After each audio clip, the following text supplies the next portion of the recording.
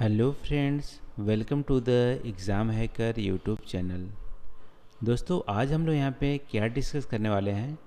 आज यहाँ पे हम लोग डेविस और पेंक की जो जियोग्राफिकल जो हमारी साइकिल है, ठीक है, या इरोजनल जो हमारा साइकिल है, उसको हम लोग यहाँ पे उसकी कंपैरिजन को यहाँ पे डिस्कस करने वाले हैं कि दोनों की जो कॉन्सेप्ट हैं उसमें क्या डिफरेंसेस हैं, क्या हमारी सिमिलैरिटीज़ हैं।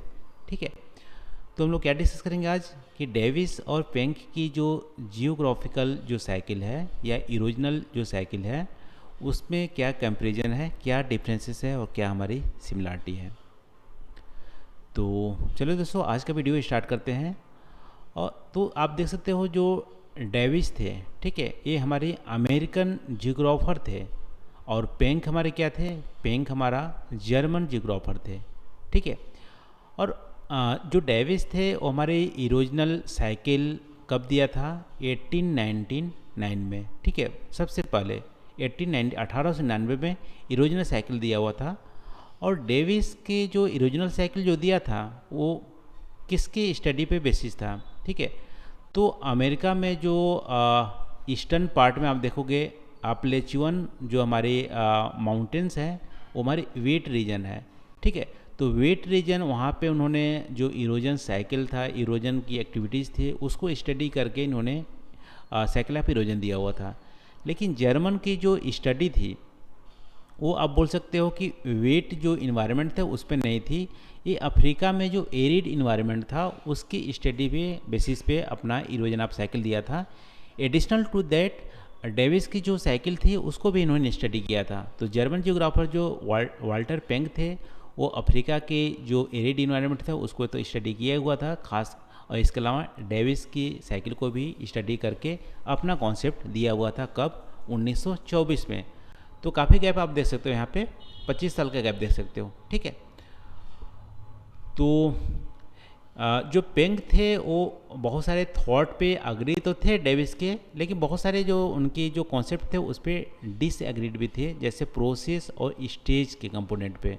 जैसे डेविस के जो कॉन्सेप्ट थे स्ट्रक्चर, प्रोसेस एंड स्टेजेस, तो इस पे वो अग्री नहीं किए हुए थे, क्योंकि वो बोलते थे जो हमारी प्रोसेस है वो हमारी एक तरह से सीक्वेंशियल नेचर नहीं होती है, जो स्टेजेज होती है वो टाइम डिपेंडेंट नहीं होती है। इसको हम लोग डिस्कस करेंगे पेंक का क्या साइकिल है। तो पेंक ने रिजेक्ट किया हुआ था कि सीक्वेंशियल जो नेचर होती है, यानी कि डेविस जो बोले थे कि यूथ स्टेज से हमारी मैच्योर स्टेज में जाएगी, मैच्योर से हमारी क्या जाएंगी, ओल्ड स्टेज में जाएगी। ठीक है, ये हमारी सीक्वेंशियल हमारी है। लेकिन पेंक क्या बोलते हैं कि जरूरी नहीं है हमारी ये सीक्वेंशियल होंगे, ये हमारी पॉलीसाइक्लिक होते हैं। और यदि मान लो यंग से हमारी मैच्योर में गई है उस जो हमारी भूभाग या लैंडस्केप, यदि यहाँ पे रिजुविनेशन होता है, ठीक है, रिजुविनेशन होता है यानी कि फर्दर अपलिफ्टमेंट होता है, तो ज़रूरी नहीं है कि मैच्योर से ओल्ड स्टेज में जाएगी, ये फिर से यंग स्टेज में आ सकती है। ठीक है, तो यहाँ पे साइकिल की इंटरप्शन देखने को मिलती है, सीक्वेंशियल नेचर नहीं देखने को मिलती है, पॉलीसाइक्लिक है, ऐसा पेंक मानते हैं। ठीक है, तो यहाँ पे मोटा मोटा हम लोग यहाँ पे डिफरेंसेस देख लिए। अब एक एक करके देखते हैं। तो डेविस साइकिल क्या बोलती है, डेविस क्या बोलते हैं कि जो हमारी साइकिल ऑफ इरोजन होती है वो 3 फैक्टर पे डिपेंडेंट है। कौन कौन से, जो हमारी भूभाग है उसका क्या स्ट्रक्चर है, स्ट्रक्चर का मतलब है कि वहाँ पे जो हार्ड रॉक से बने हैं, सॉफ्ट रॉक से बने हुए हैं, या वहाँ पे फोल्डिंग है, फॉल्टिंग है, यानी कि वहाँ पे फिजिकल कैरेक्टरिस्टिक क्या है, केमिकल कैरेक्टरिस्टिक क्या है, ये हमारी स्ट्रक्चर पार्ट में आ जाएंगे। इसके बाद प्रोसेस यानी जियोमॉर्फिक प्रोसेस, कौन सा एजेंट वहाँ पे काम कर रहा है। ठीक है, यहाँ पे sequential nature, young, old, mature, old, ये हमारी 3 फैक्टर पर डिपेंड थी डेविस की साइकिल। लेकिन पेंक क्या मानते हैं, पेंक मानते हैं कि जो वहाँ पे इरोजन की साइकिल है या इरोजन एक्टिविटीज़ है वो हमारी मेनली 2 चीज़ पे डिपेंड करती है। ठीक है, वैसे हमारी erosion of cycle erosion of cycle क्या बताती है, साइकिल ऑफ इरोजन क्या बताती है, साइकिल ऑफ इरोजन बताती है कि उस भूभाग में, उस लैंडस्केप में किस तरह से वहाँ की जो लैंडफॉर्म है कैसे इवॉल्व हुए हैं। ठीक है, इस चीज़ को बताती है। तो हमारा पेंक का लैंडफॉर्म या इरोजन साइकिल क्या बताता है कि वहाँ की जो लैंडफॉर्म की इवोल्यूशन है, इस बात पे डिपेंड करेंगे कि वहाँ पे इंडोजेनिक फोर्स और एक्सोजेनिक फोर्स किस इंटेंसिटी में है। ठीक है, यदि इंडोजेनिक फोर्स ज़्यादा होंगे तो वहाँ पे अपलिफ्टमेंट होगा, या हमारी नए जो भू आकृतिक होंगे वो हमारे लिफ्टेड होंगे। ठीक है, या वहाँ पे फॉल्टिंग होगा। यदि एक्सोजेनिक यानी इरोजनल एक्टिविटी ज़्यादा हावी हैं तो वहाँ पे जो अपलिफ्टेड लैंड है वो हमारे वहाँ पे स्लोप है वो हमारे क्या होंगे, धीमे धीमे कम होंगे। ठीक है, तो यहाँ पे 3 फैक्टर ना होके यहाँ पे 2 फैक्टर इंटेंसिटी ऑफ इंडोजेनिक और एक्सोजेनिक दोनों फोर्स पे हमारे डिपेंड करता है कि वहाँ पे साइकिल ऑफ इरोजन क्या होंगे एज पर पेंक। ये हमारी फर्स्ट सबसे महत्वपूर्ण हमारी एक तरह से डिफरेंस हो गया।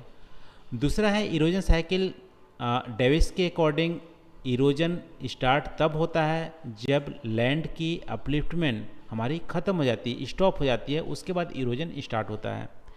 लेकिन पेंक के अकॉर्डिंग अपलिफ्टमेंट और इरोजन दोनों साथ साथ होता रहता है, लेकिन इनिशियली क्या होता है, अपलिफ्टमेंट ज़्यादा होने के चलते इरोजन नहीं दिखता है, लेकिन लेटर फेज में इरोजन ज़्यादा होने लगता है, अपलिफ्टमेंट की रेशियो जो है वो कम होने लगती है, इसलिए इरोजन की एक्टिविटी ज़्यादा दिखती है। लेकिन दोनों इरोजन और अपलिफ्टमेंट दोनों साथ साथ चलती है एज पर पेंक। ठीक है, अब तीसरी जो डिफरेंस है, डेविस साइकिल क्या बोलती है, डेविस की जो इरोजनल साइकिल है वो क्या बोलती है कि 3 स्टेज में हमारी ओवरऑल जो साइकिल ऑफ इरोजन हमारा कंप्लीट होता है, यूथ स्टेज, मैच्योर और ओल्ड। बट पेंक का मानना है कि 3 स्टेज ना होके 5 स्टेजेस में हमारी जो साइकिल है वो हमारी कंप्लीट होती है। वैसे कंप्लीट भी नहीं होती है, पॉलीसाइक्लिक होती है, बट वैसे भी 5 स्टेज होते हैं। ठीक है, और वैसे तो पेंक की जो साइकिल है उसमें डिटेल में हम लोग डिस्कस किए हैं, लेकिन यहाँ पर नाम आप देख सकते हो, प्राइमरम, फर्स्ट जेंदे, ठीक है, ये जर्मन वर्ड है थोड़ा सा, ग्लिच फार्मिंजे, एबेस्ट गेंदे और इंड्रप। ठीक है, ये हमारी 5 स्टेजेज हैं पेंक के। और नेक्स्ट जो हमारी डिफरेंस है, हमारी डेविस साइकिल के अकॉर्डिंग जो हमारे इंड जो हमारे लैंडफॉर्म होंगे वो हमारी पेनी प्लेन होंगे। जो फीचरलेस प्लेन हमारे आकार विहीन जो मैदान बनते हैं उसका नाम दिया पेनी प्लेन। लेकिन पेंक के अकॉर्डिंग जो हमारी इंड जो प्रोडक्ट हैं वो हमारी पेडी प्लेन है। ठीक है, ये ध्यान रखना, दोनों का नाम अलग अलग है बट लगभग में सेम कैरेक्टरिस्टिक दोनों रखते हैं।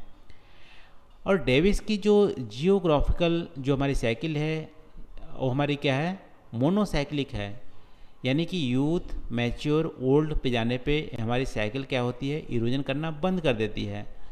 लेकिन जो हमारी पेंक की साइकिल है वो हमारी पॉलीसाइक्लिक है। जैसा कि बोले कि जो हमारी साइकिल में इंटरप्शन, रिजुनवेशन, लैंड की अपलिफ्टमेंट या डाउनग्रेड सी लेवल को होने की वजह से हमारे यहाँ पे इंटरप्ट हो सकती है, और ये हमारी नेवर एंडिंग प्रोसेस है, कभी ख़त्म न होने वाली प्रक्रिया है पेंक के अकॉर्डिंग।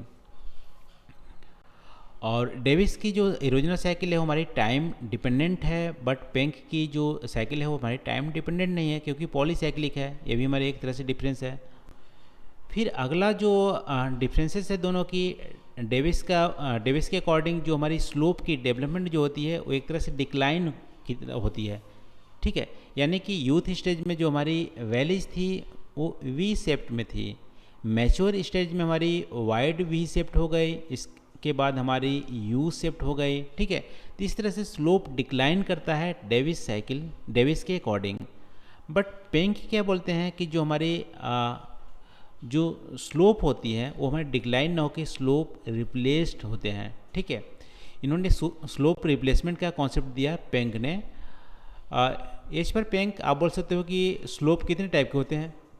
ये हमारी फ्री फॉल स्लोप होते हैं, फिर हमारी पहला वाला हमारी कन्वेक्स स्लोप होती है। कन्वेक्स स्लोप आप बोल सकते हो कि इस तरह से ऊपर उभरा हुआ होते हैं। ठीक है, ये हमारी कन्वेक्स स्लोप हो गए। फिर हमारा फ्री फॉल मतलब वर्टिकली स्लोप हो गया।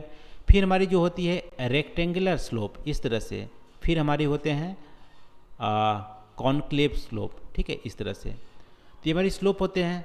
तो एज पर पेंक क्या बोलते हैं कि जो हमारी कन्वेक्स और जो फ्री फॉल स्लोप हैं वो हमारी ओवर द टाइम रिप्लेस होके हमारी रेक्टेंगुलर हमारे इस तरह से स्लोप बनते हैं, रेक्टिलिनियर। ठीक है, रेक्टेंगुलर नहीं, रेक्टिलिनियर हमारी स्लोप बनते हैं, और over the time rectilinear slope हमारी कॉनकेव स्लोप में कन्वर्ट हो जाते हैं।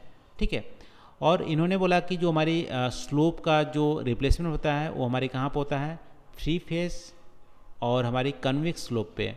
रेक्टिलिनियर पे ना ही हमारी इरोजन होती है, ना ही हमारे यहाँ पे डिपोजिशन होते हैं, ठीक है। जस्ट यहाँ पे ट्रांसपोर्टेशन होता है रेक्टिलिनियर स्लोप में। और कॉनकेव स्लोप में हमारे क्या होते हैं, वहाँ पे डिपोजिशनल होते हैं, इरोजनल कम होते हैं, ठीक है। तो इस तरह से पेंक ने यहाँ पे कॉन्सेप्ट दिया कि हमारी इरोजनल, हमारी कॉन्वेक्स और फ्री फॉल वाले स्लोप में होते हैं। रेक्टिलिनियर पे उसका ट्रांसपोर्टेशन होता है और कॉनकेव स्लोप में हमारी डिपोजिशनल होता है। इसीलिए कॉनक्लेव स्लोप पे या हमारे लोअर जो हमारे भूभाग के जो क्षेत्र हैं वहाँ पे हमारे फ्लड प्लेन बनते हैं, क्योंकि वहाँ पे कॉनकेव हमारी स्लोप होती है, ठीक है। तो इस तरह से हमारी डिफरेंसेस आप बोल सकते हो डेविस और पेंक के अकॉर्डिंग। तो ये रहा दोस्तों डिफरेंसेस। वैसे आपको इमेज तो यहाँ पे पता ही होगा कि डेविस के अकॉर्डिंग यहाँ पे बोल सकते हो कि हमारी अपलिफ्टमेंट यहाँ पे स्टार्ट होती है, इस अपलिफ्टमेंट होती है, इसमें इरोजन नहीं होता है। और यहाँ पे यूथ स्टेज स्टार्ट होती है, वी शेप की वैली बनती है। इसके बाद यहाँ पे थोड़ा सा इमेज आप बोल सकते हो कि ये वाला यहाँ पे होना चाहिए। फिर वाइड वी शेप्ड बनती है, फिर हमारी यू शेप्ड बन जाती है। फिर बेस लेवल हमारी मैच्योर स्टेज में क्या होती है, बेस लेवल तक लगभग में पहुँच जाती है, जो ये हमारी कर्व होती है। इसके बाद हमारे यहाँ पे पेनी प्लेन या पेडी प्लेन हमारे बनते हैं। पेंक की साइकिल में आप बोल सकते हो 5 स्टेजेस हैं। और पहला स्टेज में हमारा इरोजन अपलिफ्टमेंट ज़्यादा हो रहा है, इरोजन कम हो रहा है।